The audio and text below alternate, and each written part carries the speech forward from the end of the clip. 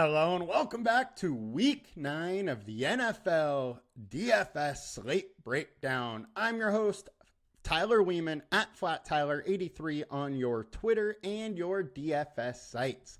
Now we're going to jump in to go over the whole slate for both FanDuel and DraftKings. Once again, FanDuel does have that Sunday night game in it, which this week is a real exciting one.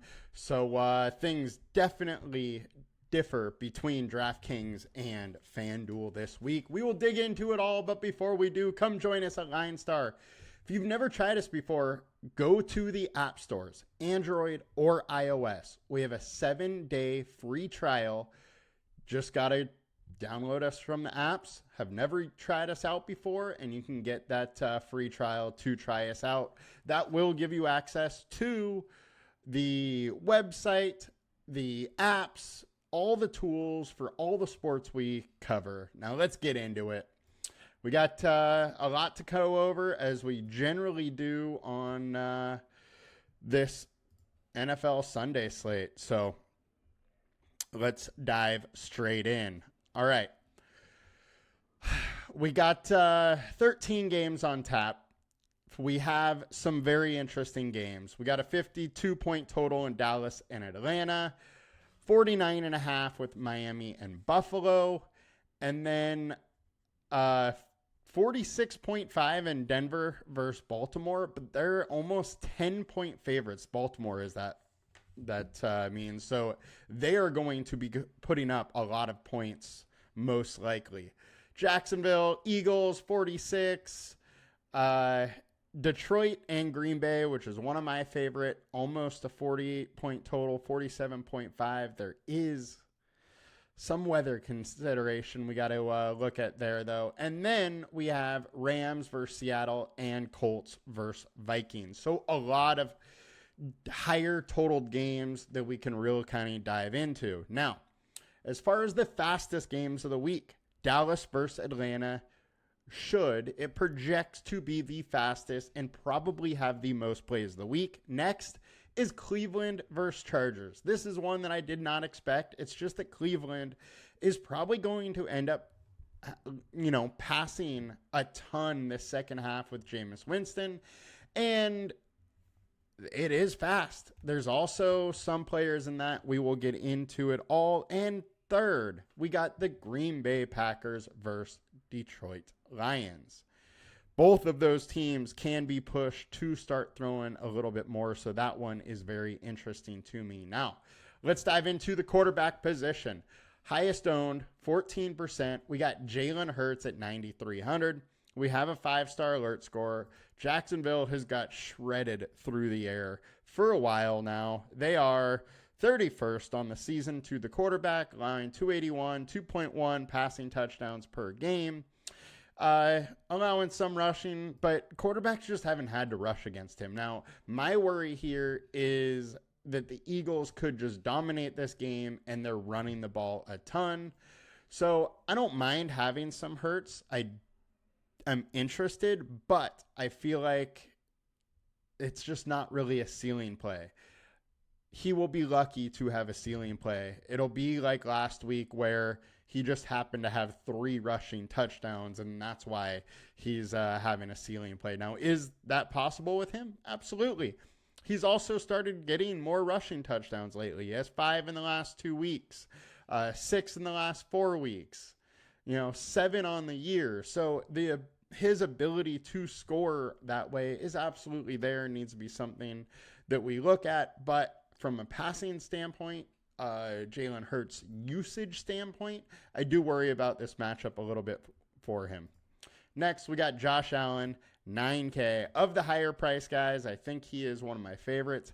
He has kind of cooked Miami in the past. However, this is a little bit different of an offense that we've seen, and they are more run heavy than they were before. They used to kind of just put it all on Josh Allen's back. And if you look, when he's at home versus Miami, he's had giant games. 37, 24 in a playoff game, 36, 29, 20. He's had some very, very 41 at home. He's had some giant games versus Miami, and I think we need to consider him. And of the super high priced options, he is my favorite. I just think with this new offense and how they are playing, there is a higher likelihood that they're running the ball downhill with Cook and Ray Davis, and there is a ton of those guys in the game. He also doesn't rush as much if they're ahead, and I think that they are probably going to be ahead. They have kind of had Miami's number, so I don't love this spot for Josh Allen, but of these high-priced guys, he is my favorite. Sam Darnold, 7,500. Look, I am super interested in this late game. The Colts have allowed like the second most plays to opposing offenses, so Sam Darnold is in a great spot, and I think the Colts with Flacco at quarterback can put up some points and push Minnesota. Can't talk there. I think they can push Minnesota a little bit, which makes me interested in Darnold. He can add a couple points with his legs. He's not going to add a ton, but can add a little bit. And then he has good enough passing weapons with TJ Hawkinson back and Aaron Jones in the backfield with Justin Jefferson and Addison that I'm interested in going with Sam Darnold. He's been, as consistent as can be this year, has shown a 23-point ceiling so far, but I've covered this a couple weeks. He hasn't had to throw the ball that many times. 25 attempts, 27, 31, 28, 28, 26, 24. If the Colts can push Sam Darnold a little bit, this starts to look super interesting. And we know Darnold's not running, so he's probably going to be chucking that thing, and he has some decent weapons to go to. So I am interested in Darnold, also interested in Flacco. Now, getting to some pivots, we'll cover Geno real quick. I don't mind Geno, but DK Metcalf is out, and I just don't think a ceiling game is there without DK Metcalf. Matthew Stafford. Cooper Kupp, Puka, Kyren, all healthy, ready to go. He put up 26 versus super good Minnesota defense last week. Now, their pass defense is kind of meh, versus the quarterback, it's bad. But I like the spot for Seattle. If Seattle can force a little offense too, it becomes even more interesting. It is probably the fourth fastest game of the week. It is definitely under that Green Bay Detroit game, but it's in that next kind of like set of games that could potentially go off. And I'm a little interested in Stafford. He's consistent and done well. This isn't a week where I really expect there to be like a 30-point fantasy performance from a quarterback. So I'm not really willing to pay that $9K. I kind of want to stay in the 7 range, and Stafford's definitely one of the guys I am considering. The other one, Flacco, $7K versus the Vikings. Vikings allowing almost 300 yards through the air to the quarterback over the last 4 weeks to go along with 3 touchdowns. Last time he faced a comparable pass defense was versus Jacksonville. He went for 359 and 3. I'm very interested in Flacco. I like the weapons that he has. I like Pittman. I like Downs. Pierce, if you want to go deep, John Taylor can catch the ball out of the backfield. You got Justin Jefferson coming back if this game gets wild. So definitely interested in Flacco and like that game environment. Next, we got Caleb Williams. He's had a string of good games, putting up 24, putting up 30. Now he has Arizona, who isn't, the best defense in the world. They're 26 versus quarterback, allowing 250 yards. Caleb can add, 30, 40, 50 yards on the ground, rushing to really give you a little boost there. I'm interested. The other thing is that Arizona offense is good and has the ability to score some points. Now, Chicago's defense has been super good, so I don't really expect Arizona's offense to put up a ton of points. But if the Bears need to score 30, I think there is the chance, and they have done it 2 of the last 3 weeks, and they've put up at least 24, 3 of the last 4. So I am a little interested in Caleb. My issue with going Caleb is I have no idea who to stack him with. He's got DJ Moore, who should be the one, but barely getting looked at. They've got Keenan Allen, who is a shell of himself, and then Rome, who's not getting enough love. Then they also have Komet and DeAndre Swift. So it's just so many mouths to feed. That's my only issue with Caleb, is I just don't really have a pulse on where I want to go with him, but I am interested in him and in that game. All right, lastly, Jordan Love. He is questionable. If he plays, I love this game for him. He is another guy like Darnold who just hasn't really had to throw much. The only game he had to throw a lot, he threw it for 54 times, and that was Minnesota, putting up 4 touchdowns. He had 3 interceptions. It was his first game back. But I'm very interested in this spot. Outside of that game, he's been like low 30s in attempts. Detroit's pass D isn't great. I think Jordan Love is interesting. Detroit will also play a lot of man, which means Watson and Wicks are a little more interesting than Reed. You can sprinkle in Dobbs as well. I think Jordan Love is in a super interesting spot. And this Detroit Lions offense has been so good. I would say it's fairly likely we get this game to really get going and get wild. I don't think either defense is going to trick the other quarterback. So very interested in this spot. You just need to watch news on Jordan Love being healthy. And then weather. There is some weather concern right now at this point. Jared Goff on the other side, dude's been lights out. I mean, the issue with him is he just hasn't had to throw many times. 15 attempts, 25, 25, 18, 23, 55, 28. But he's been super efficient. 18 of 18, 23, 18 for 23, 18 for 28, 12 of 15.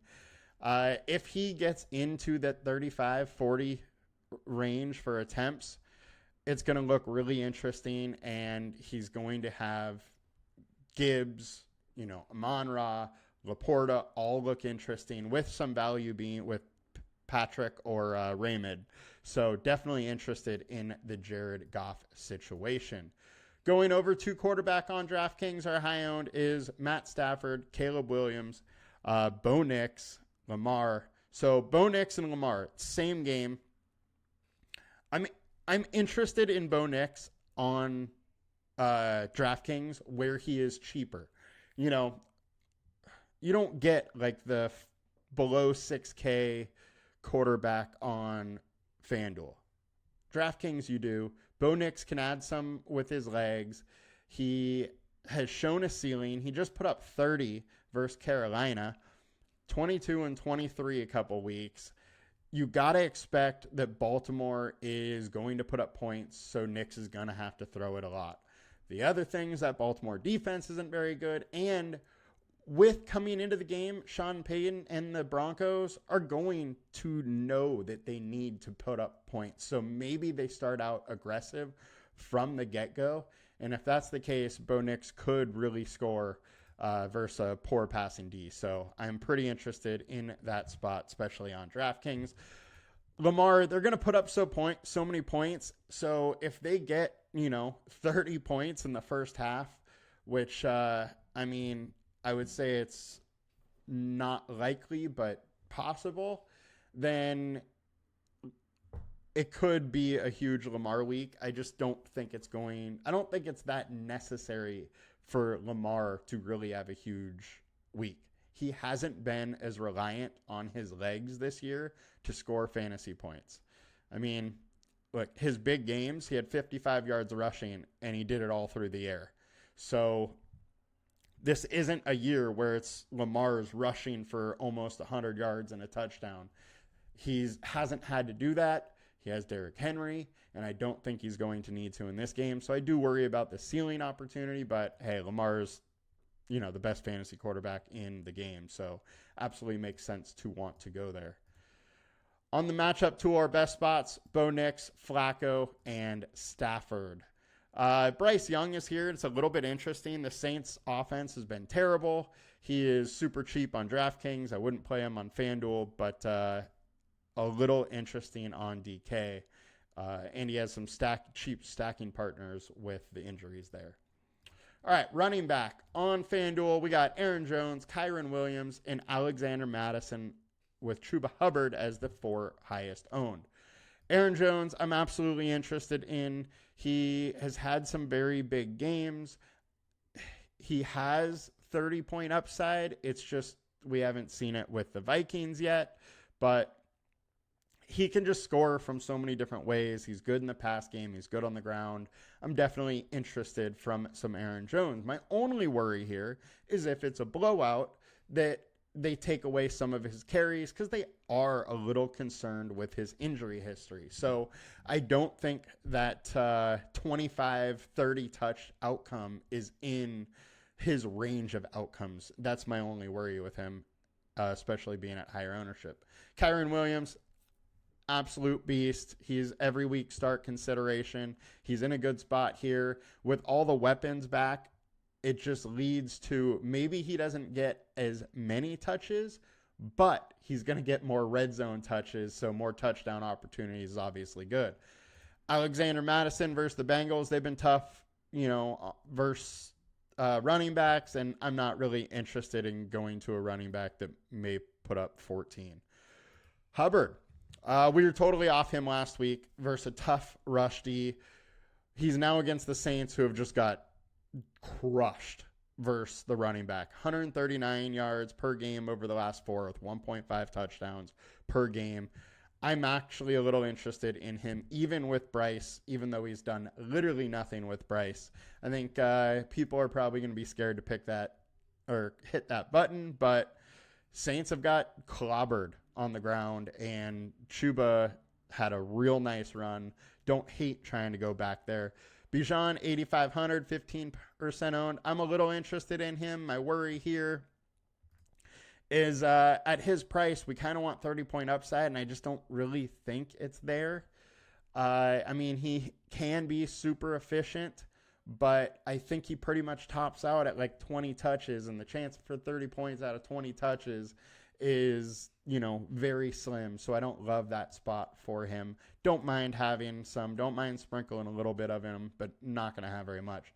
Alvin Kamara, he's been banged up, 16 touches last week.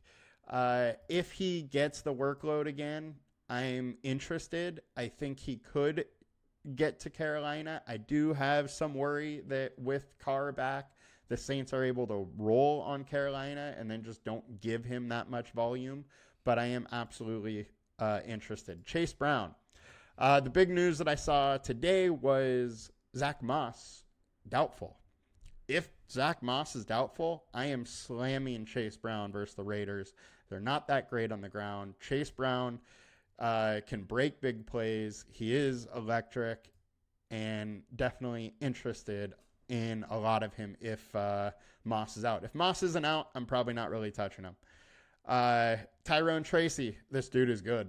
I absolutely underestimated how good he could be last week, and he went crushed. It does look like he is the RB1 in New York, and he should be. He looks great, and I absolutely want to play him this week against the Commanders, even though that Commanders defense has looked a little bit better lately. James Cook, I think he's in a great spot, as I said, versus Miami. The Bills have kind of had their number, and they've been leaning more run heavy. I think this is a great game for Cooks. He also had that 3 touchdown game earlier this year, so Cook is definitely in my wheelhouse. Devon Achane, I think this is a great game for him. I think he has some real high upside in the receiving area. He had 8 targets last week for 6 for 50 yards. He could definitely have that many targets again. You get that out of the running back with somebody that's explosive as him, and it's kind of interesting. Kenneth Walker, I love this spot for him. Definitely going to have a lot. He's at home. It's a high-scoring game. There's no DK Metcalf. He's going to be involved in both the running and the passing game. Very interested there. Josh Jacobs. This game is a super high game total. The other thing, Josh Jacobs is showing up as one of the best matchups this week. Now, Aiden Hutchinson is out, and since the last 2 weeks, they've kind of given up to the running back a little bit. So I'm a little interested to go here. Nobody's going to go here. Very high scoring, very high pace. Jacobs is on the field a ton, and you do have that 25-30 touch upside with him. Absolutely interested in Jacobs this week. DeAndre Swift, the man totally was reborn after week 3 and has been good since. Consistently right around that 20 spot, put up 26 versus the Rams. I think this is a spot he can really get it going. My only worry is the upside. I just don't know if he really can hit 30. It would be a 2-touchdown effort, and this offense isn't scoring a ton of points, so I don't know how likely that is. But the Cardinals' D isn't that great, so I am definitely interested. Spears is out again, so Tony Pollard is interesting, and this Patriots run D has been terrible. 160 yards a game over the last 4 and 1.5 touchdowns. That alone, you got to consider it. Pollard's going to get the workload. He is questionable, though, so we got to watch his injury status throughout the week. Now, running back on DraftKings, Kyren, Chase Brown, Kamara. We talked about them all.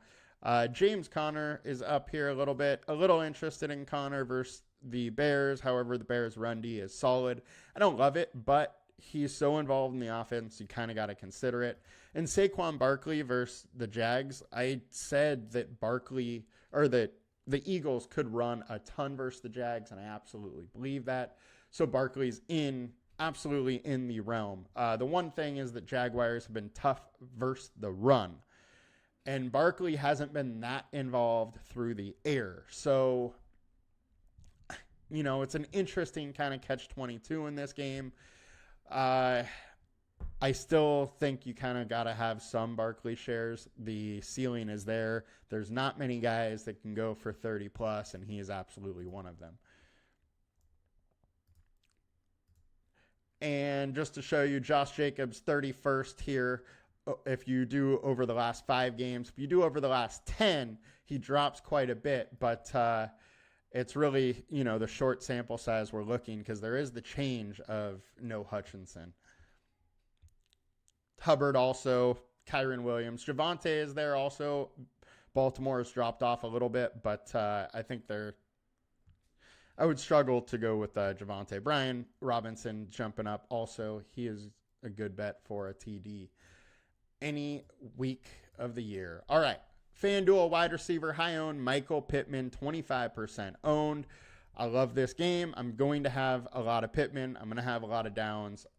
I will be setting up some lineups around that game environment for sure. Chris Olave versus Carolina is very interesting. The one worry is they just don't have to chuck it a ton, but hey, it is the Chris Olave show now. There is no Shaheed, so it's him as the wide receiver core. CeeDee Lamb, I mean, who can put up 40 on this slate except for him? Probably nobody. He has had a couple weeks in a row now of, double digit, even mid-teens. He had 14, he had 17. Very interested in some CD, but I do have a worry around this game. My worry about this game is the fact that the Falcons kind of need to be pushed to really throw the ball a lot. So Cowboys are going to have to be decent on offense, and we haven't really seen that. And when they have, they've started out really slow and then kind of chugged along. So I think there is a chance where Falcons get out to a little bit of a lead. They just keep running the ball all day, throw a little bit, but mainly are running, and the Cowboys are just kind of catching up. In that environment, CD can still hit, but I just don't love that ceiling score. I think we need to be pushed a little bit for this game to really go, but I do really like it. Justin Jefferson's an obvious play this week. Ladd McConkey, 6,400 versus Cleveland. My only worry is how many targets he's going to get. He looked great last week, 6 receptions for 111 and 2 touchdowns. I just can't expect that off 6 targets again. He's not a guy that is going to, off 6 catches, be at 100 yards very often. He is more of a 6 for 60 and a touchdown type guy. And versus a decent Browns defense, I don't really love going to McConkey in that. Calvin Ridley, it is the Ridley show now. 15 targets last week. I think you have to consider him weekly now. He's going to be peppered with targets. This isn't the best matchup for him, but I don't mind having a little bit. Josh Downs, I absolutely love this week. He is a very good slot receiver, and he's going to get a lot of work in this matchup versus the Vikings, who are 32nd versus the slot. Drake London is in an interesting spot. Definitely going to have some of him. If I'm playing Drake London, though, I'm definitely having Dallas players in my lineup because I think Drake London needs to be pushed a little bit to have that outlier performance like he did versus Tampa, where he had 13 targets for 12 receptions, 154 and a touchdown. Most likely outcome for him is, 14 to 18 fantasy points. He's not winning you anything, and you paid too much for that. But the consistency is there. I like him. I just want Dallas players if I'm using him. Amon-Ra St. Brown. This is one of my talking points, the last few weeks here is this Lions team is different. They're so good, so explosive on offense, and can score so many points and are totally willing to just run the ball down a team's throat. Because of that, they have to be pushed to really get Amon-Ra the volume that he needs. Minnesota pushed him. 8 targets for 112 and a touchdown. Dallas didn't. 4 for 37. Tennessee didn't. 2 for 7 yards. Seattle didn't. 6. It's all season long. It's only games he's pushed. Tampa Bay, 18 targets. They lost that game. They got pushed. 11 receptions for 119. That is how it's been all year for him. I think this is one of those environments that they can get pushed. And with that, there's big upside. He always is solid, but these games where he's pushed are the games where he can get 30, and I'm very interested in Amon-Ra and this game environment. Going to have some of him for sure. Cortland Sutton, I talked about Bo Nix a little bit. Look, the Broncos are likely going to have to pass. Sutton just had 11 targets, 8 receptions for 100. He's regularly the most targeted on this team. He is the number one. He gets 10 plus targets, and he's, a good bet for 100 yards and possibly touchdown. Absolutely interested versus a Baltimore D that's terrible. Cooper Kupp, Puka Nacua. I think the Seattle matchup in general is interesting, and either one of them are able to go for 102 touchdowns. So I think you got to consider them in a good matchup versus Seattle. Seattle last year, Puka had 119 yards and then 70 yards and a touchdown, whereas Kupp only played one of those games but didn't do anything the year before. He had a 30-burger versus him. So there's big games to the wide receivers versus Seattle. So definitely interested there. JSN, DK Metcalf's out. There is nice target volume here with Metcalf out in a game. They're likely going to have to throw a little bit. High total. Very interested to go here. Ty Lockett, you also have to consider. Jalen Tolbert is a decent bet versus the Falcons. That is a game environment bet. Then got a few more here. Value-wise, Jalen Coker. No Deontay now. I believe Adam Thielen is still out. And now you have Leggett also questionable.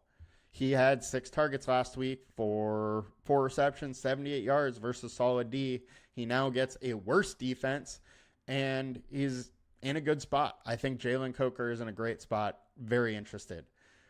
My 2 favorite Packers receivers are probably Watson and Wicks. I would, more so maybe go to Wicks just because he does have those, giant games, but both of these guys versus man are a little bit better. Watson just doesn't have the target volume for me that I really love. So I would probably favor Wicks, and then I don't mind Dobbs either.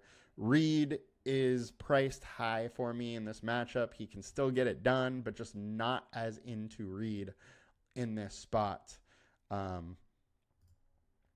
Where is he?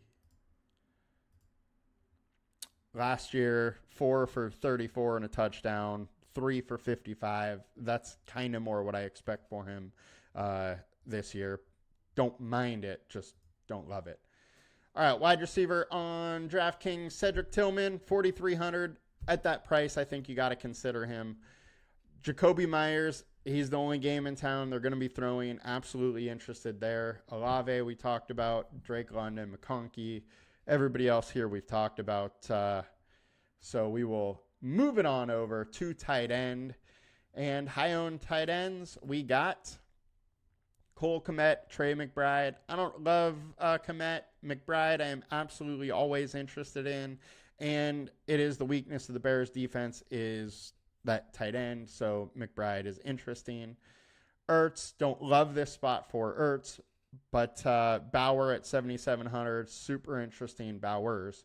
Njoku still going to get peppered with targets like him. Sam Laporta, there's no Jameis Williams again, and he had his highest target game of the year without him. So I think Laporta is back to being the second passing option on this team with that versus Packers team that's 23rd versus tight end, allowing 60 yards a game, 0.4 touchdowns. I think you got to consider Laporta at low owned.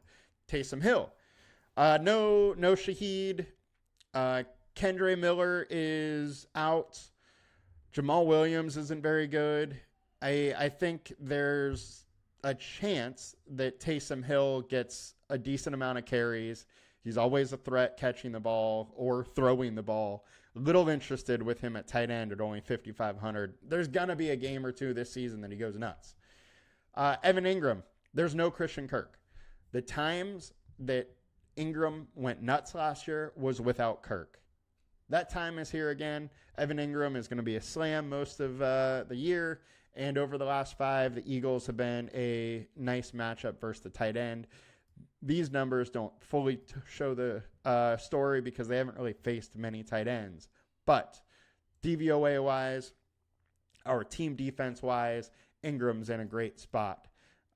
Just to show you here, where is up 20 Eagles, 22nd versus tight end. Mike Gesicki, there's probably going to be no Higgins. Actually, sorry. Oh, that was 5 days ago. I think I saw earlier that Higgins is doubtful. So 5,400, you're kind of getting a slot wide receiver. He had 8 targets last week with no Higgins, 7 for 73. This game with 9 targets was no Higgins. 5,400, there's absolutely a path to him getting 60 and a touchdown, something like that. Jake Ferguson, love me some Ferguson in this spot again. And Kyle Pitts. I've been on him the last few weeks. He finally went nuts here, but just look at the yardage from Pitts. 91, 65, 70, 88, 59. With that yardage alone, he's got to be in consideration at tight end. So that'll do it for FanDuel tight end. Over to DraftKings. Bowers, highest owned. He should be. He's just crushing.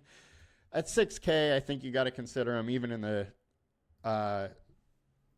the utility. My one worry is that, he doesn't really have a 100-yard upside. I mean, he does, but he just hasn't reached it yet.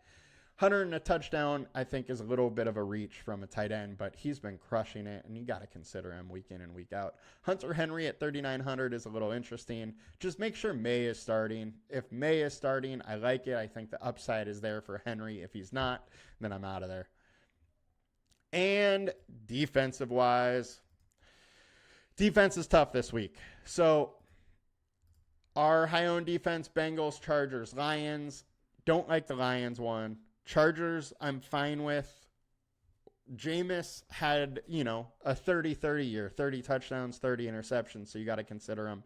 Bengals aren't a great defense, but it's against the Raiders, so I'm at least considering it. Bills versus Miami. They've kind of had Miami's number, so I'm interested. Don't hate going there. This Commanders D, I think, has been a little sneaky lately. They've been tougher.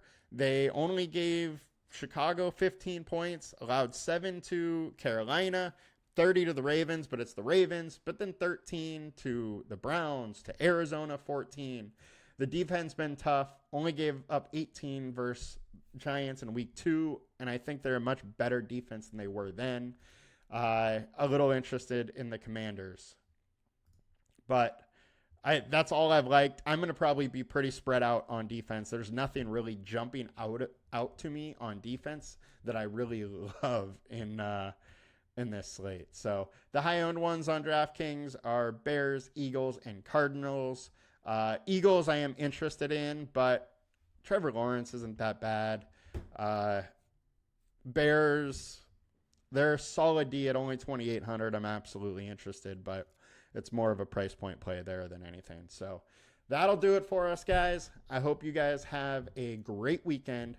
Let's make some money. And please like, comment, subscribe, and then come join us at LineStar. Use that 7 free day trial. Peace.